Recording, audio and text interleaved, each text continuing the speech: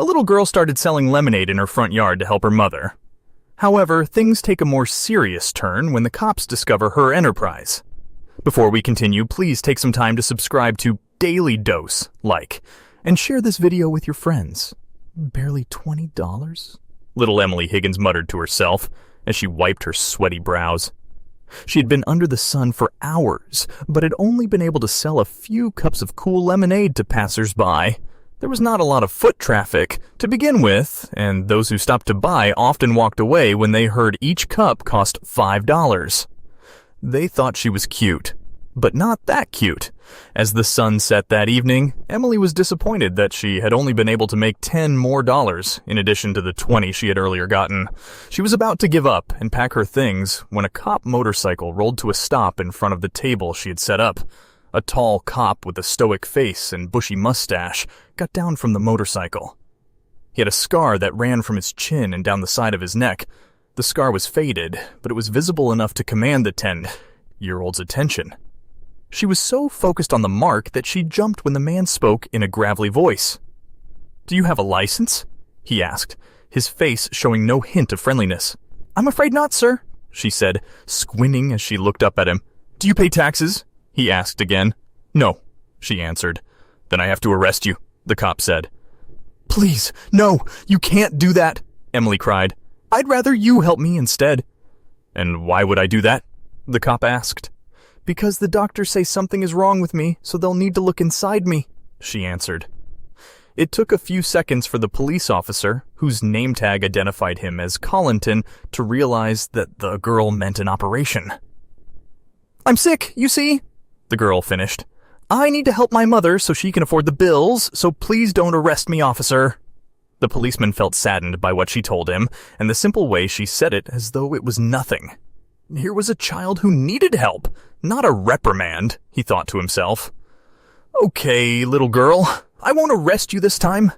Can I have 2 cups of lemonade?" he asked. "That'll be $5 for each, officer," she said with a toothy grin.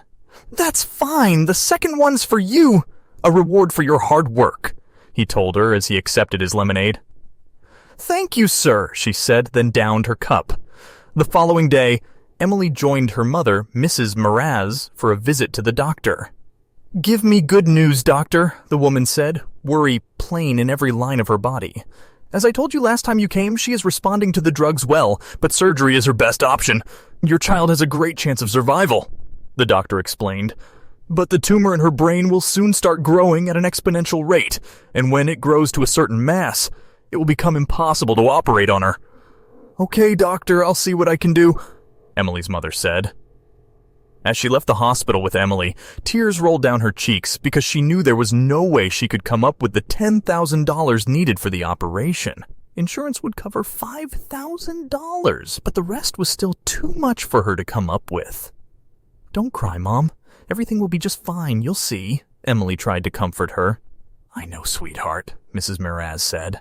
The next day, Emily employed the help of her friend in making more lemonade to sell. She was determined to help her mother no matter the cost. Sales were just as slow as the other day, and Emily had started getting worn down by the polite rejections.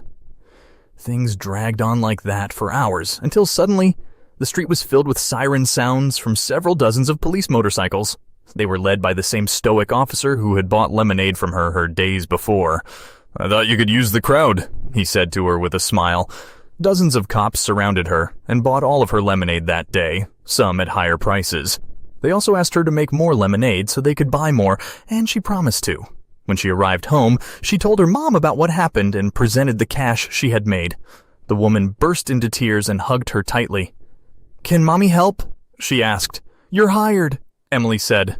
The next day, mother and daughter were at the lemonade stand, and the cops once again came around. Soon, cops from all over the city were buying their lemonade, and they made a lot in the days that followed.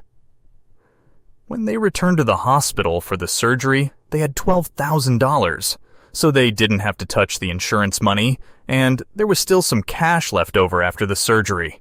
It went extremely well, and Emily was declared tumor-free later on. She lived a long life and even had kids of her own, but she never forgot the random act of kindness she received from one police officer.